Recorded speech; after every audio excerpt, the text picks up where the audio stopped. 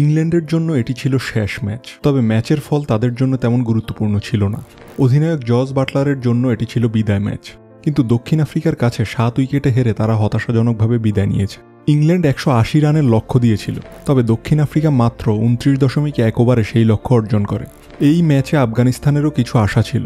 যদি দক্ষিণ আফ্রিকা 207 রানে হারে তাহলে তারা সেমিফাইনালে যেতে পারত, কিন্তু ইংল্যান্ড 179 রানে অল আউট হয়ে আফগানদের স্বপ্ন শেষ হয়ে যায়। দক্ষিণ আফ্রিকার বোলাররা দুর্দান্ত পারফর্ম করেছেন। 3টি করে উইকেট নিয়েছেন মার্কো ইয়ানসন এবং উইয়ান মুল্ডার। কেশব মহারাজ 2টি উইকেট নেন এবং লুঙ্গি অ্যানগিগি ও কাগিসু রাবাদা 1টি করে উইকেট নেন। ইংল্যান্ডের হয়ে সর্বোচ্চ 37 রান করেন জো রুট।